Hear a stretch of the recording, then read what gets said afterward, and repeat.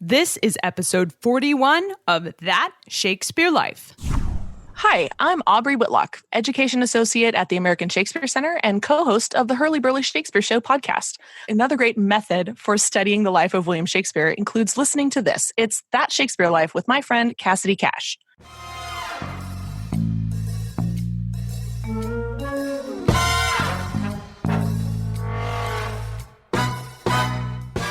Thanks to a call to request case in about 1612, we know that Shakespeare was called to actually give evidence about the value of a dowry in this case, which features his testimony. And during it, Shakespeare explains how he met a French tire maker, which is somebody who kind of makes decorative headgear for women, called Christopher Mountjoy in about 1602. And by about 1604, we know that he was lodging with him in Silver Street. Welcome to That Shakespeare Life with Cassidy Cash. Cassidy believes that if you desire to successfully learn or perform Shakespeare's plays, then understanding the real life and history of William Shakespeare himself is a must. That Shakespeare Life is the podcast that helps you go beyond the curtain of some of Shakespeare's most iconic works and explore the world of early modern England as Shakespeare would have lived it, learning from the writers, historians, and performers who know it best. And now, here's Cassidy. Historical records show that William Shakespeare lived in London with a family called the Mountjoys. They were Huguenots, and he rented from them during his time in London.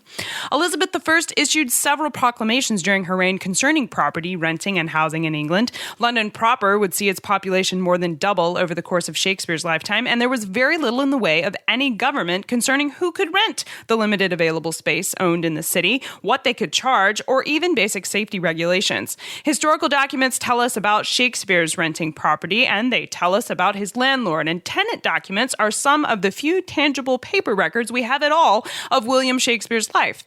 So why was the world's leading playwright renting a room in London, not unlike a poor college student, instead of owning property outright? And what can the history of landlords in England help us learn about the life of William Shakespeare? Here to help us explore the history of tenants and renting property in 16th to 17th century England is Callan Davies, a research fellow on the Before Shakespeare project at the University of Roehampton, which focuses on the first 30 years of the Elizabethan playhouses in London. He is the editor for the Curtain Records for Records of Early English Drama Online and is the author of the article Rent Must Be Paid, Duties Discharged, a note on Elizabethan landlords, which we've invited him here to discuss today. Callan, welcome to the show. Oh, hi. Thank you. Thanks for having me. We know Shakespeare rented a place in London, but who did he rent from, and how do we know that that's where he stayed?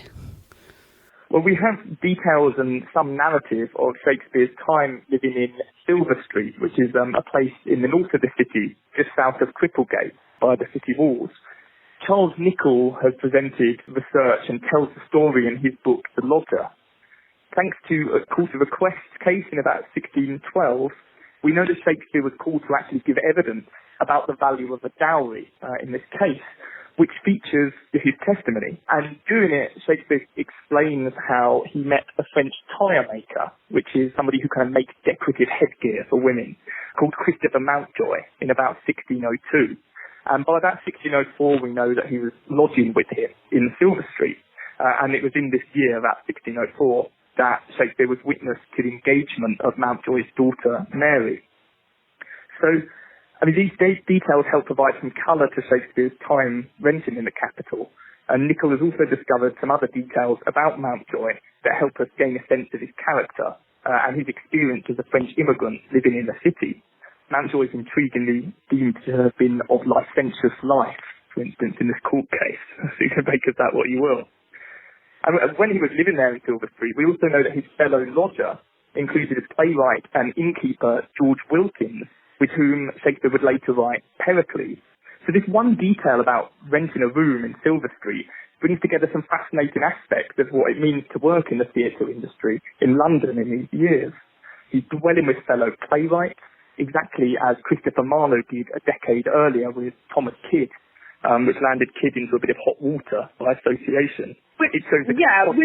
Which kind of leads me to, my follow-on question to this, which is whether or not it was normal for someone in the theater industry to rent like this? I mean, I guess I assumed a successful playwright in the theater industry would own their own property in the city. Why did Shakespeare not buy a house? Why did he rent instead?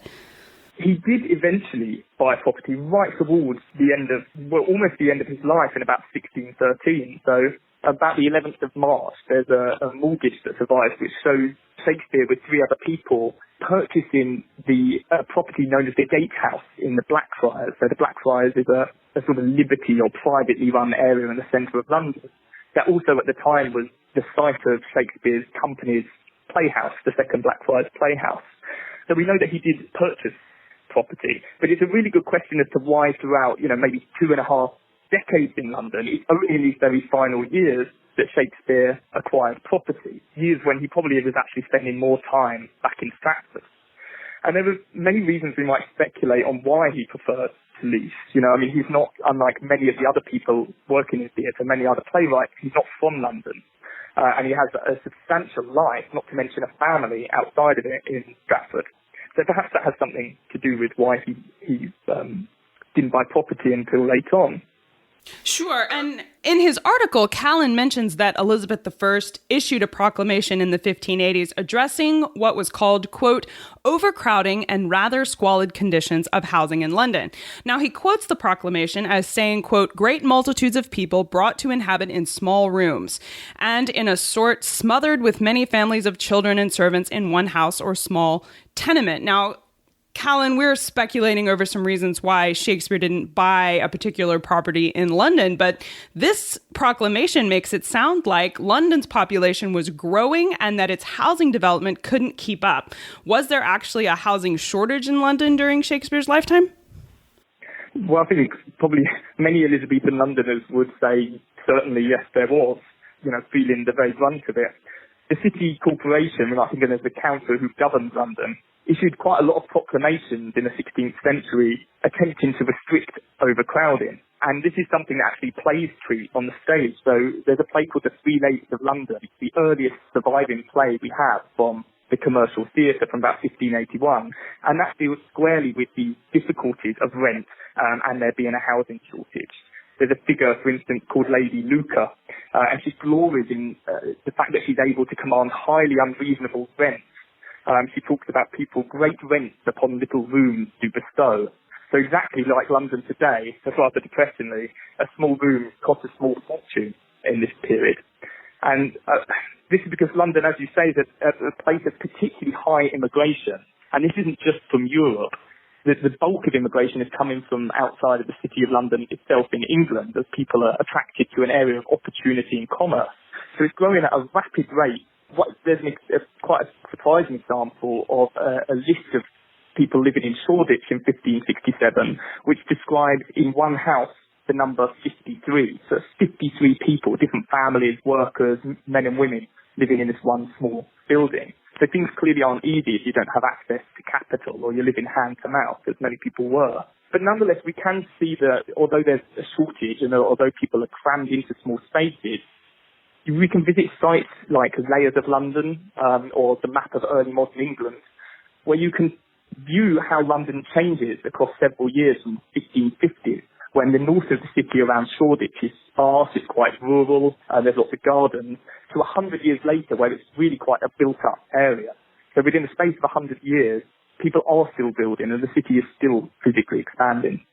Now, Callan's article quotes one of Shakespeare's famous actors, Richard Tarleton, as complaining his landlord was charging a fee he could never hope to pay. And Callan, you alluded to this just a minute ago with the play that you referenced from 1581. But I wonder if you could explain for us this rather strange tenant and landlord situation. It doesn't seem to make sense that a landlord would want a tenant if they're unable to pay the rent, yet your article claims just the opposite. How does that go together? Yeah, it is bizarre on the surface. I guess a closer look at some of the commentary on the subject from the time suggests that there is a financial motivation in this setup on the behalf of landlords and landladies to pawn out questions, or somebody else would then have to take on your debt. So there may be recourse to money beyond the individual tenant's inability to pay rent. We can think perhaps about payday loan lenders today, who are frequently the subject of, justifiable controversy, loaning money at extortionate rates to people they know probably won't have the means to buy it back. But nonetheless, by virtue of having that debt, they're sort of making money out of it. Second, to do with the particular people that you mentioned and that are mentioned in the article, there's a growing market of monopolising the available services that your tenant base have access to. So, for instance, Henry Chettle, who writes this kind of satirical commentary on the state of renting property in 1590, explains that tenants are enjoined to fetch bread, drink, wood, coal and other necessaries in no other place but from their landlord. So in other words, the landlord is in control of what the tenant can buy. And on top of that, the landlady is actually the figure that Henry Chettle chooses, partly as a misogynistic move, but partly because that's not inaccurate. Many of these figures were landladies as well as landlords. They also act as money lenders. So because their tenants are hard up, because they can't pay rent, they're then able to lend them money at extortionate rates. And, we can go back to the payday loan lenders, essentially make money out of other people's poverty. Well, was Shakespeare ever renting his place? Was this an investment opportunity on Shakespeare's part to be renting from the Mountjoys? We don't know whether he then sublet the property, but to go back to the Blackfriars example, when he bought the Blackfriars Gatehouse property in 1613, we know that he rented that out because when he bequeathed it to his daughter, it had a tenant in it, a man called John Robinson. So certainly, Shakespeare was attuned to the rental opportunities of the market here as a landlord. Whether, as I said, whether he sublet other properties, it isn't entirely clear. But one of the way of, approaching that question, was Shakespeare aware of the possibilities of leasing, is to think about the shares that he had in the Globe and Blackfriars playhouses themselves, which are properties. He had the shares in the playhouses as well as in the company that played in them. So recognising that, entertainment venues had their own complex form of leasing opens up maybe exciting avenues for answering the sort of question that you're asking.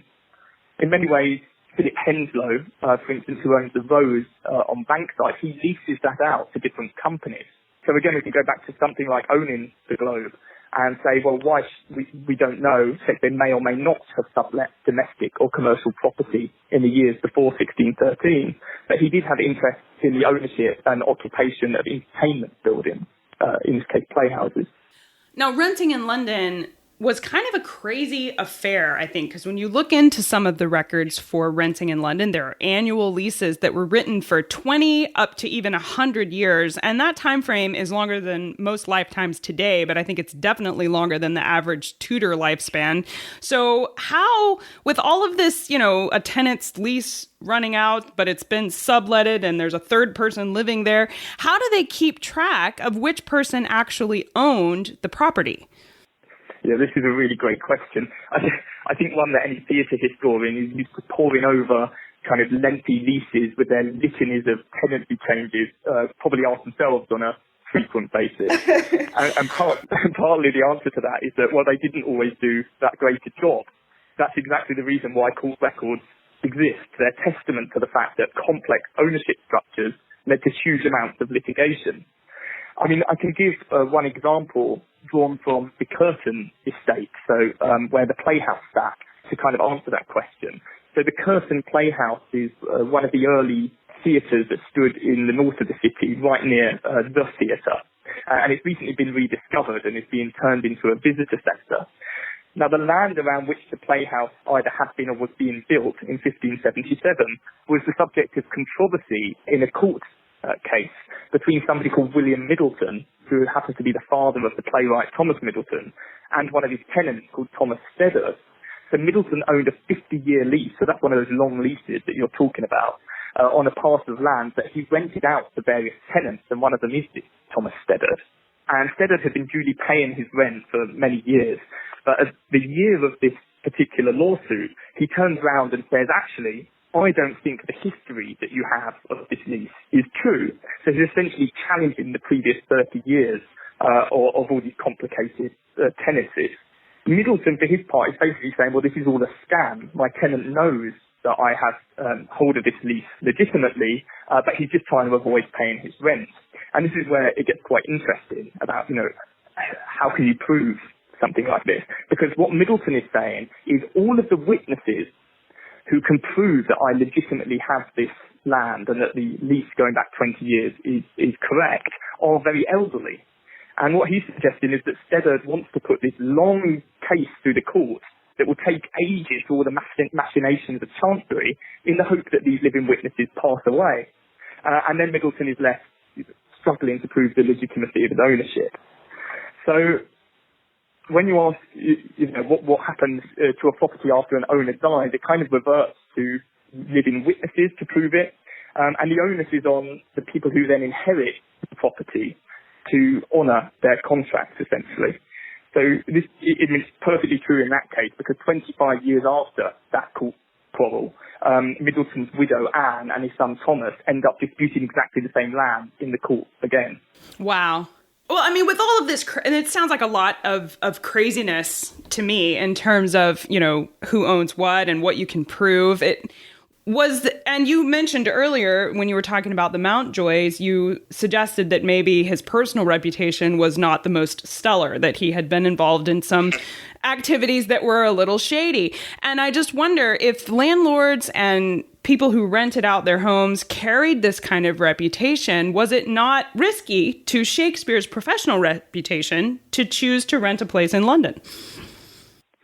Yeah, I mean, I guess as ever, landlords had a reasonably bad name, So, but as ever, there were good landlords and there were bad landlords. Just as there were good tenants, there were bad tenants. I mean, the fact that, as I mentioned, plays and pamphlets often include portraits of these kind of nefarious, greedy figures. It encourages a sort of stereotype about what the landlords might be and what you might be getting yourself into when you're renting property. So there is perhaps a more positive spin we can put on it. I mean, one example is thinking about immigrants who sometimes struggled to rent property in the capital. Records in the 1570s show that the city, they're in search of people who have what they describe as received strangers into their houses. So here we have an example of kind of landlords making it possible for people new to the city, people who might be struggling to get their own property, providing domestic space for people. So, in that sense, they might have a bad reputation with the council, but amongst their kind of fellow people in commerce or theatre, they're doing a pretty good job. In terms of reputation to do with areas, different areas of the city also have different demographics and different reputations. So, which is the way cities are now. I mean, cities today are like that, so that's not unique to the 17th, 16th century. No, exactly. I think probably in all intents and purposes, very, very similar. Well, one thing about Elizabethan England and 17th century renting of property that I was surprised to find out was one article that I read suggested that close to 20% of landlords in England were actually women, which I thought was amazing because I didn't think women held jobs of this nature, but they were mostly women, and it was mostly widows. And it was kind of, this article that I read suggested it was a way for women who had lost their husbands to take care of themselves. And it was like accepted that it's better for them to do this job than to be dependent, on the government or charity. So it was okay for them to do. But then I wondered if that was the case, then why, and they were apparently doing so well at it as to demand 20% of the market, why was being a landlord not considered women's work at that point, I guess? I suppose there's no reason why it isn't considered women's work. As I said, so one of the example figure, the stock figure of somebody who's exploiting their tenants was a landlady for Henry Chettle. And one thing I guess that's interesting about the point that you raised is that these women who are investing in property, they're not just inheriting it, they're also sort of managing it, leasing it. And it's possible for women to inherit without inheriting through marriage. As I said, Shakespeare bequeathed the gatehouse to his daughter himself to death. This kind of investment and management of property is also linked to women's roles in the theatre industry, to kind of bring this back to Shakespeare and Shoreditch and these sorts of areas, which is something that we are before Shakespeare particularly interested in pursuing and bringing to life. Which was kind of, that's sort of the point that I'm making, is it challenges some of what we think about what society was during Shakespeare's lifetime. Yeah, that's absolutely it. I mean, this William was a major player in this industry, as you said. So while the city itself has quite institutionalized labour practices about who can work as what, you have to belong to a guild, you have to be allowed to practice certain trades. There isn't that kind of management or regulation of the property industry in that way, and that's another reason why so many women end up running inns or taverns.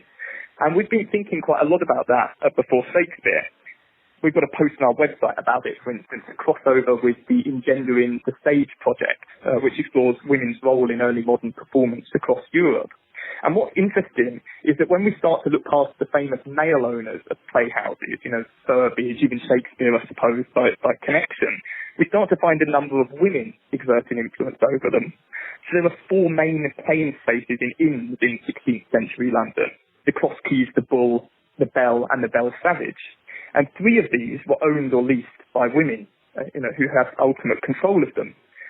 Legal quarrels related to the theatre, the space in Shoreditch that I mentioned earlier, and by association with the Curtain, involved 2 women, Ellen Burbage and particularly Margaret Brain. Margaret Brain asserts ownership of 50% of both of these spaces. She takes it through the law courts in a very protracted legal battle, and she also takes it to the doors of the theatre itself. She turns up and starts collecting money at one of the plays because she says, well, this is my property as well. So when we look past the kind of headline figures, I suppose, we can see that women acted in the theatre industry in quite important ways, even if they weren't always performing on stage. If people are interested in these questions, they can find out more on the website and also on the Engendering Stage website. But certainly there's quite a lot more to be discussed and discovered about the women who owned, ran, leased and laid claim to major theatrical spaces in 16th and 17th century London. Well, there's obviously a lot more we would like to learn about this topic, including all of the branches that learning about Elizabethan landlords can take us down when it comes to Shakespeare's history. So I want to ask you, what are your favorite resources which you might recommend we use, in addition to the website you mentioned, if you wouldn't mind sharing the name of that for us? We'd love to check that out, but also your resources that you use to build your website. Yes, that's a great question. There's so many publications I'd love to, and sort of resources I'd love to suggest. I'll stick to a few of the most directly relevant to our discussion today. Our website, we bring together a number of different voices, scholars, actors, all sorts of people to discuss these issues. And that's www.beforeshakespeare.com. I'd also refer you to the Engendering the Stage website, which also has its own blogs and articles, and that's engenderingthestage.humanities.mcmaster.ca. In terms of other books, I've mentioned Charles Nicholl, and you mentioned William Bear. A few months ago, Oxford have published Duncan Salkeld's brilliant book called Shakespeare and London, and that's available in affordable paperback. And that's really worth visiting. It kind of addresses Shakespeare's wider life in the city and paints a fascinating picture of the social world back then. There's also quite a lot of exciting work on the city more broadly, so I'd recommend all of Tracy Hill's writing, for example. And somebody called David Katzman has been uncovering the different figures involved, so some of the inn owners, I just mentioned those female inn owners. And lastly, this is a little more left field, but I'd really recommend a brilliant autobiography of a man called Francis, biography, I beg your pardon. It'd be quite an autobiography if he were writing that, having died in the 17th century. But I'd recommend a brilliant biography of Francis Langley, and he's the man who built the Swan Playhouse in 1594 by William Ingram. It's a bit hard to get hold of. I think it might even be out of print now, but there are copies around. I read this on the tube. It looks like an academic tome, but it's such a brilliant read, and it really conjures up what it was like to live, to rent, to kind of gamble on property opportunities, like building a playhouse in the 16th century. And Langley is quite a questionable figure, let's say, so there's plenty of entertaining moments in it. Those are excellent resources that we will definitely check out. And I should mention the beforeshakespeare.com. The article that we've been discussing in today's episode is on beforeshakespeare.com, and we'll link to that in the show notes as well. Callan, we ask everyone this next question here at That Shakespeare Life, and that's, what's the one book you would take with you on a deserted island? Now, my friends in England tell me I am supposed to allow you the complete works of Shakespeare and a copy of the Bible, so your choice would be in addition to those. I think I'm going to try and cheat a little bit with this one, because I'd like to say the Northern Anthology of English Poetry, if I may. I think I've already got the kind of big weighty Shakespeare tone and, of course, the Bible. It'd be quite nice to have a range of different voices and different periods, different styles to kind of dip into. It kind of give me the best of both worlds, really. A wise choice for sure. Yes, excellent choice. Well, what's next for you? What are you working on now that you're excited about? Well, I'm really excited to be carrying on working on The Curtain, as I mentioned. So new details and discoveries keep coming out about this playhouse, thanks to MOLA, the Museum of London Archaeology, who are continuing to kind of assess their excavation of the site. It's a playhouse that's often been kind of pushed to the side or marginalised because it's not one of the headline Shakespeare-associated spaces like the Globe or the Blackfriars. So it's really exciting to be able to look again at the records we do have for it, at this new archaeology, that's changing our sense of what an early modern playhouse looked like. You know, I think it can help expand our idea of Elizabethan playhouses, in inverted commas, beyond traditional assumptions about bereft, mustachioed Tudor men kind of writing fustian verse, and think about how actually these were spaces designed for all sorts of communities and all sorts of leisure activities. So that's particularly exciting. And the second thing, which I mentioned a bit earlier, is the work being done by Engendering Stage. And they've got a few activities coming up this year. So I'll certainly direct people to their website for more details on that. That's excellent. And all of Callan's resources that he's mentioning today will be made available in the show notes for the episode. So be sure that you check those out after the show. Well, Callan Davies, research fellow on the Before Shakespeare project at the University of Roehampton, England. I appreciate your time today talking about Elizabethan landlords. This has been fun. It's been a pleasure. Thank you very much. You can see a list of all the resources Callan mentioned in today's episode from the books he talked about, as well as the Before Shakespeare project and others that he wanted you to be sure and check out. If you're interested in learning more about Elizabethan landlords and what that tells you about the life of William Shakespeare, you can find all that and more in today's show notes at castycash.com/episode 41. That's castycash.com/EP41. Don't forget, you can support the work we do here at That Shakespeare Life by shopping at castycash.com and checking out the link to our sponsors. That's it for this week here at That Shakespeare Life. I'm Casty Cash, that Shakespeare girl, and I hope your week is a Shakespeare-filled week.